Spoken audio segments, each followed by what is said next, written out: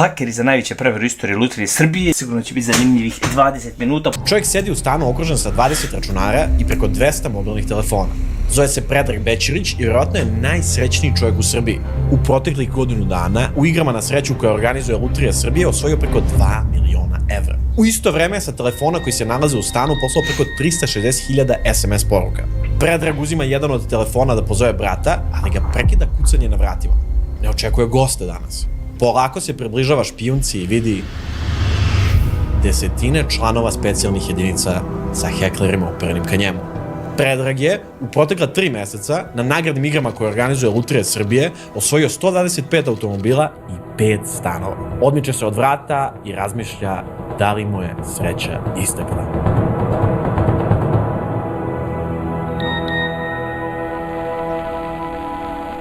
Ovo je 100% istinita priča, otkrio sam je totalno slučajno i što sam više stvari istraživao, to je bilo komplikovanije. Da bi sklopio cijelu priču, prošao sam kroz novinske artikle, blog postove, arhivske snimke televizijskih emisija, pravilnike Radio Televizije Srbije, časopise iz 80-ih, prepiske policijskih ispitivanja i neverovatan broj sudskih dokumenata. I priča je toliko nerealna da ne mogu da verujem da je niko nije pokrio u celini.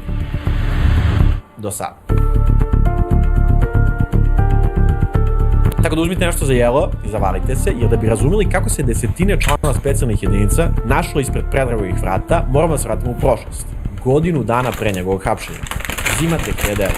U kontrolnoj sobi televizije Pink čovjek posmatra emisiju kako bi sve prošlo kako treba. Svako ko je dete interneta zna da su 2000-te zlatno doba televizijskih programa, emisija i kvizova. Visoki napon, najslabija karika, milioner, ruski rulet i mnogi drugi imaju rekordnu gledanost. Ali sa širenjem mobilnih telefona, druga vrsta programa dobija na popularnosti. Interaktivne emisije. Dobro večer. Ivan Zeljković, vi želite li da postanete milioner? U kojima gledalci porukama i pozivima mogu učestvovati.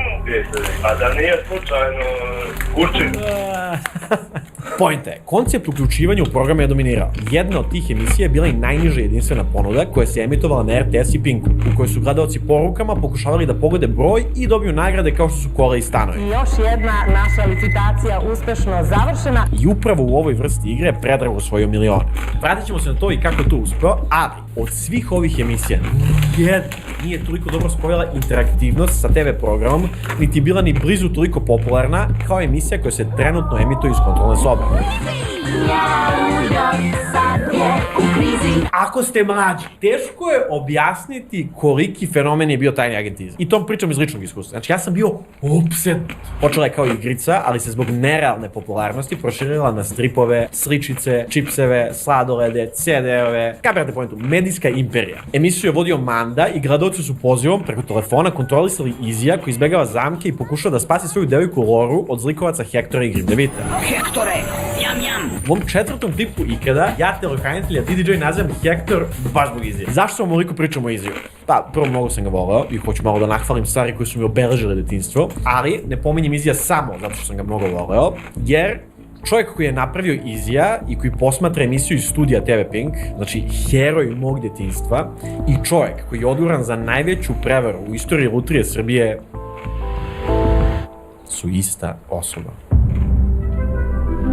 Predraže, mali vraže. Ime Predrag Bećirić se prvi put pojavljuje sredinom 80-ih kao pisac u svetu kompjutera. Ono što su drugi radili onako kako im je rečeno, ja sam pokušavao i uspevao da na svoj način programiranjem olakšam. Mora da kopa, pronalazi slabosti sistema i da ih iskorišćava. Sa 16 godina počinje da piše kolumnu za svet kompjutera pod nazivom Hakerski bukvar. U Hakerskom bukvaru Predrag savjetuje ljude kako da prave programe, modifikuju svoje konzole i hakuju. Kada jednom hakerski način života i razmišljanja uđe čoveku u krv, postaje velika opasnost za sve stvarne obaveze. Sa 18 godina izbacio svoju prvu igricu za konzolu ZX Spectrum, koja se prodaje u Ujedinjenom Kraljevstvu. Sa 18 godina, 1988, izbacio je igricu koja se prodaje u Engleskoj. Jer vi kapirate koliko je ovo nerealno? Ne razumem kako iz komunističke Jugoslavije sa 18 godina, 1988, uspeš da središ da se igrica prodaje u Engleskoj. Istražio sam baš puno, nisam uspio da nađem odgovor, ali Predrag jeste. Igrica se zove Mind Trap i sastoji se od rešavanja puzli. Kao što provaljivanje brave zahteva precizno pogađanje zubaca da bi se brava otvorila, u Mind Trapu je potrebno savršeno posložiti kockice da bi prešao na drugi nivo.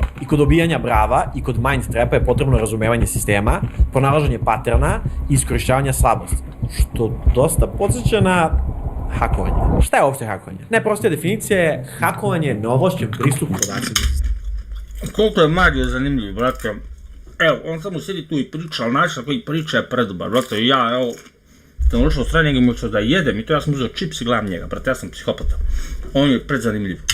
Skoro uvek preko interneta. Ja sam se prošle godine probudio i na moje oči vidio kako mi neko kontroliše kompjuter i sa mog PayPala šalje pare na svoje. I odmah sam izvukao internet kabel, što mi je vjerojatno sačuvalo 500 €. Tako da ne mogu baš da se saosjećam s Predragom kada on svoju kolumnu završava rečima haker je uvek u pravu.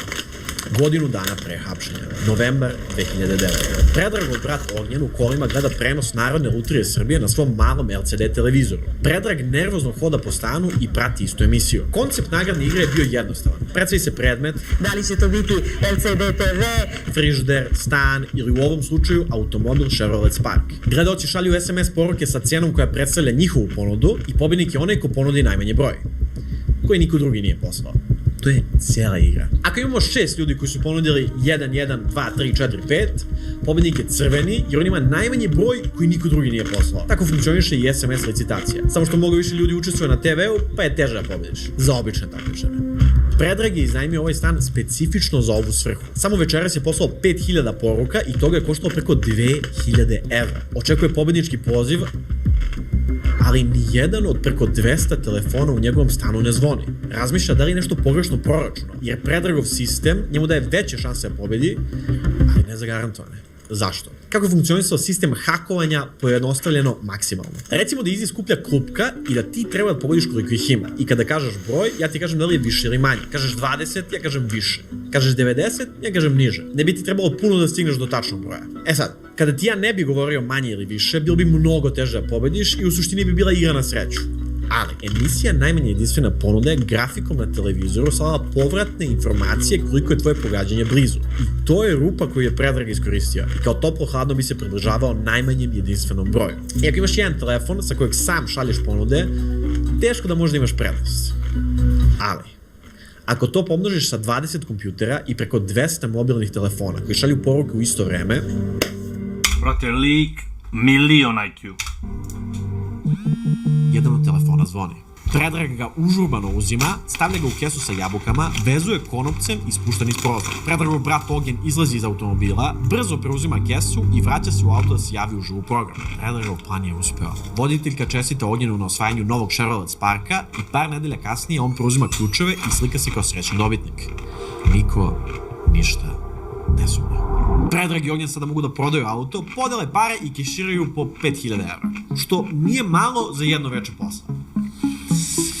Ali, ako si već napravio ceo sistem i vidiš da radi, malo je teško da se na tome zaustaviš. Tako da je Predrag nastavio. Broj kompjutera i telefona je rastao i shvatio da mora da proširi svoj tim. Njegov brat Ognjen preuzima ulogu menadžera glumaca koje će nalaziti, trenirati i plaćati da preuzimaju nagrade. Glumci dolaze na lokaciju, preuzimaju nagrade, slikaju se nasmejani i nakon toga auto ili stan prodaju i novac daju Predragu i Ognjenu. Bili su plaćeni od 100 do 700 € ako u pitanju preuzimanja automobila i od 1350 do 1500 za slikanje uz novi stan. Poruke, jabuke, javljanje, preuzimanje, predaja. Plan radi savršeno. Predrag je do sada osvojio 1 stan i 10 automobila i ne planira da se zaustavi. Par dana kasnije ponovo dolazi u stan da ponovi ceo proces. Ali, Predragova pohlepa ima cenu. Više nagrada traži ponovno probijanje sistema lutrije, ponavljanje pravi šablon, a šabloni mogu da pokažu da nešto nije kako treba i okinu alar.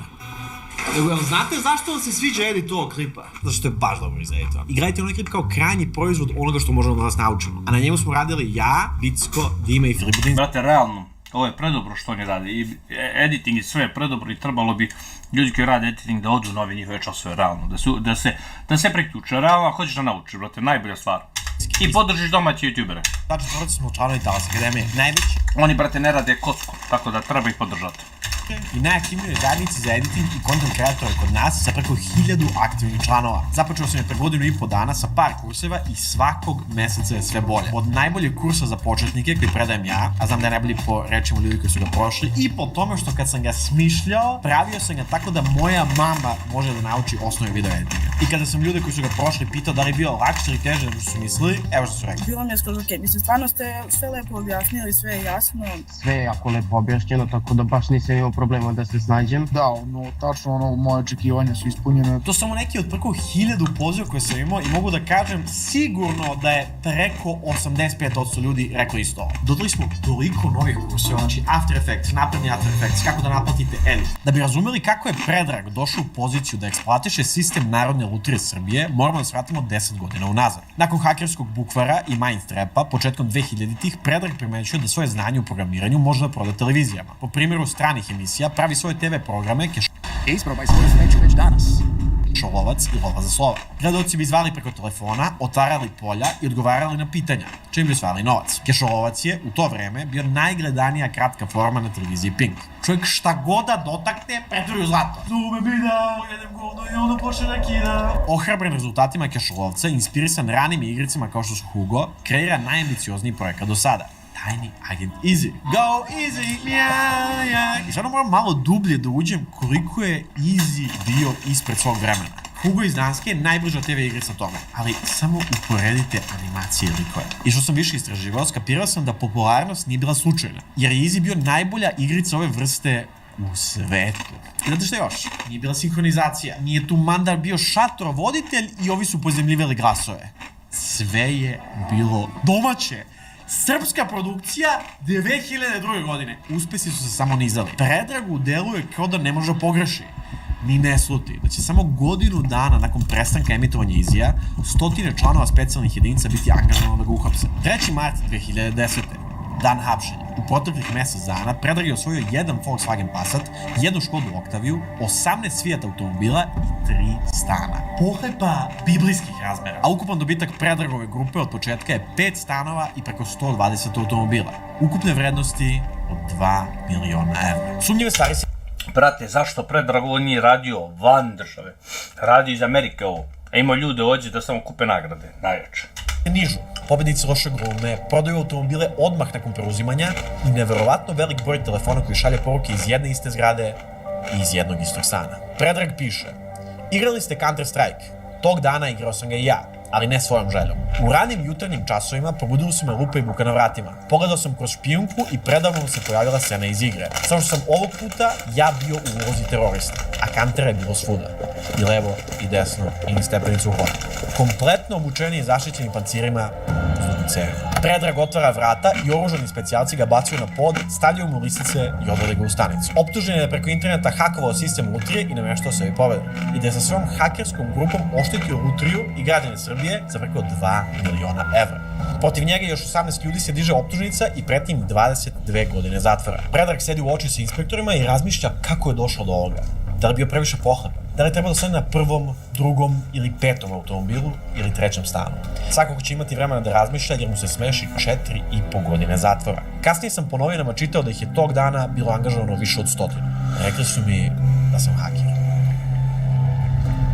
Ali novac nije bio jedini razlog zbog kojeg se Predrag upustio u sve ovo. Da bi otkrili drugi motiv, moramo da se vratimo 4 godine pre hapšenja. Nakon neverovatnog uspeha sa Izijem, Predrag prelazi na drugi format. 2006. u partnerstvu sa firmom iz Bugarske dovodi novi tip emisije u Srbiju. Igre na sreću su zabranjene za emitovanje na televiziji, ali Predragova nova igra me jednu caku. Tehnički nije igra na sreću jer ima element veštine. Dobija sva potrebna dokumenta i potvrde od Ministarstva financije i kreće da prodaje emisiju vlasnicima televizija širom Srbije, među kojima je i Saša Popović iz Grand Produkcije. Zajedno sa njim kreće da radi na emisiji čiji je koncept jednostavan i možda vam zvuči poznato. Gledaoci šalju ponude za predmet koji je na TV-u i najniža jedinstvena ponuda pobeđuje. Emisija će se zvati SMS licitacija i emitovati na Pinku. Grand bi uzimao 85, a Predrag i njegov partner 15%. Dogovor je napravljen i emisija je bila spremna za emitovanje. Sad, ako ste kao ja, pitate se zašto lik hakuje emisiju koju je sam napravio? On će morati da isplati nagrade. Šta radi, kao namešta Sašu Popovića? Ne baš. Malo pre nego što njegova emisija treba da krene sa produkcijom, Predrag dobija pismo od Ministarstva financija. Između redova pravnog kenjanja govore Predragu da menjaju odluku. Saopštavaju mu da su odlučili da njegova emisija ipak jeste igra na sreću i da ne može da se emituje. Predrag je šokiran. Ubrzo mu se javlja i Saša Popović koji mu govori da ipak neće raditi SMS licitaciju zbog odluke ministarstva. Predrag je besan. Dobio je potvrdu, investirao pare i mesece rada i truda da bi ministarstvo odjednom odlučilo da promeni odluku. Ali mu ne prostaju opcije osim da odustane od projekta i da se vrati na tajnog agenta Izija. I tu bi se ova priča završila da par meseci kasnije, dok je listao kanale na svom TV-u, nije naletao na novu emisiju koja se emituje na RTS-u i Pinku. Koncept vam možda bude poznat. Ma daj, brate. Uključuje sranje poruka gledalaca koji predviđaju cenu nagrade i najmanje jedinstvena ponuda osvaja nagradu. Nazvali su je Grand licitacija. Znači poznato. Autor emisije Saša Popović i Narodna lutrija Srbije. Naš zadatak je bio da narodu objasnimo u početku šta je to najniža jedinstvena ponuda. Predrag ne može da veruje. Izgubili smo unosan posao, a meni je moja igra oteta. Postalo je jasno da smo nekorektno izbačeni iz posla u koji sam uložio znanje i energiju. Jer kapirate šta se desilo? Narodna lutrija Srbije i Ministarstvo finansija su prvo rekli da je Predragova igra legitimna, a kad je pokušao da je proda televizijama, rekli su da ipak igra na sreću. Da bi mu je na kraju ukrali i ideju iskoristili za sebe. Ali nisu bili ni svesni kakvu su lančanu reakciju započeli. Predrag je gledao kako njegov trud i ulaganje koriste drugi da bi zaradili i odlučio da svoje znanje iskoristi protiv njih. Kažete zbog 15%. Znači on je trebalo da dobije 15%, podijeli sa drugim, znači 7,5, on je 85. I ni to nisu dali. Znamo iz hakerskog butvara. U sobi za ispitivanje, Predrag Bećarić se pita zašto se tačno tereti. Inspektor ga optužuje da je uz pomoć kompjutera, telefona i interneta upao u sistem Lutrije Srbije i sebi nameštao pobede u prevodu hakovanja. Nakon kraćeg pritvora, Predrag bio osuđen. Ali zašto? Ja nisam pristresan, tako da ću vam sada dati obe strane argumenta, počevši od strane inspektora. U pravilniku RTS licitacije jasno piše u članu 8. Zabranjeno je imati bilo kakav automatski softver za slanje i bilo kakav uređaj za automatsko slanje SMS poruka, kao i da je zabranjeno koristiti više mobilnih telefona, praviti matematičke nizove i slično. Dakle, to piše u pravilima u članu 5. U prevodu, ako imaš bilo kakav kompjuterski sistem koji ti pomaže, tvoje ponude se ne prihvataju.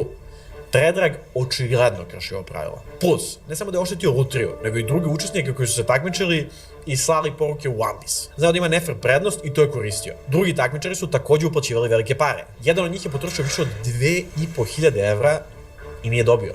Možda baš zbog Predraga. Ukupno su gledaoci licitirali 4 miliona evra u igri u kojoj je većina nagrada otišla Predragu i njegove ekipu, koja je na kraju činila preko 17 ljudi, zašto je dodatno optužen za organizovanje kriminalne grupe. Mi smo sve naše dobitnike, odnosno oni koji su dobijali stanove i automobile, sve smo ih snimili i prikazivali javno u našim emisijama, misleći da su to zaista stvarni dobitnici. Jer kao, teško da tvrdiš da nisi znao da nešto ne smeš dok uzimaš glumci jer bukvalno ne možeš da stigneš da pokupiš sve nagrade. Tako da imamo 4 glavne tačke optužbe. Igrao je svesno na štetu drugih ljudi koji su učestvovali, u pravilniku piše da se SMS-ovi poslati masovno neće računati, zatim je plaćao ljudima da glube dobitnike, što je u suštini priznanje da si znao da radiš nešto loše i organizovao kriminalnu grupu. I naravno, hakovao je Narodnu lutriju Srbije sa svojim kompjuterima i telefonima putem interneta. Ali, hajde pogledamo i drugu stranu priče. Lutrija Srbije je ostvarila prihod od 89 miliona dinara kroz poreze i takse povezane sa organizacijom nagradne igre. Da, Predrag je definitivno sistemski slao ogroman broj poruka uz pomoć kompjutera, ali ako pročitate pravilnik detaljnije, ne piše da će im biti zabranjene igre ili da će biti kažnjene. Što će su slobodno šali poruke, ali se neće računati. Znači, igre. Učesnici koji su prošli smatrat će se negovoralim učesnicu RTS licitacije, njihove ponude neće se razmatrati. Okej. Biti kažnjeni. Što će su slobodno šali poruke, ali se neće računati. Znači, mogu da trošim pare, ali ako dobijem ne računam se. Zašto bi tako funkcionisalo? Pa ako još detaljnije pogledamo pravilnik i reklame kojima se program promovisao, vidjet ćemo da u njima stoji da se sa jednog telefona može poslati najviše 1000 poruka, što je preko 635 evra po tadašnjem kursu. Znači, deluje kao očigledna namera da se privuku profesionalni igrači i zavisnici. I onda kada to neko uradi i pobedi, nismo tako rekli. Pravila. Poruke pristigle sa SIM kartice koja je isključena iz daljeg učestvovanja u grand licitaciji, bit će tarifirane kao i sve druge poruke. Drugim rečima, mogu da ti banuju broj sa kojeg šalješ poruke, a da ti to ni ne znaš. Ali da zato uredno nastave da naplaćuju poruke poslate sa istog broja. Tako da ni lutrija u najmanju ruku nije ovde čista. Predrag je u pritvoru, ali policija planira da mu doda još stvari na optužbu. Najopasnije od njih, hakovanje Lutrije Srbije. Nastavljaju da ga ispituju i da skupljaju dokaze. Predrag nije ni svestan u šta se uvukao. Ne zna šta policija hoće da mu nabaci, ali ima život i porodicu van zatvora. Uspešan je programer i preduzetnik. Svaka dodata godina mu se osjeća kao večnost. Tokom jednog ispitivanja, inspektor mu prilazi i govori da su tokom poslednje pretrage, dok su tražili dokaze da zapečate slučaj, otkrili još nešto. Predrag počinje da paniči dok zamišlja šta je još policija otkrila. Inspektor mu objašnjava da su između monitora, kablova i telefona otkrili da Predrag Bećirić u svom stanu nije imao internet. I rečima inspektora da ih je Predrag zajebao. Što znači da Predrag nije hakovao sistem Lutrije Srbije, već je na osnovu povratnih informacija matematički zaključivao pobednički broj. Nije bilo hakovanja, nije bilo upadanje u sistem. Samo matematika. A kao što znamo iz pravilnika, kvizovi koji se emituju na televiziji po zakonu moraju imati ishod koji se zasniva isključivo na znanju takmičara. Tako barem kaže ministarstvo koje je odobrilo emitovanje Saši Popoviću na Pinku i RTS-u. 4 meseca nakon presude, Vrhovni sud je ukida i Predrag biva oslobođen. Nakon što Vrhovni poništio sve presudu, ponovim poslu, Predrag Bić je ponovo osuđen na 4,5 godine zatvora, pošto je već proveo vaše vreme u pritvoru i započeo prvo kratko vreme mu je uračunato i nije se vraćao u zatvor.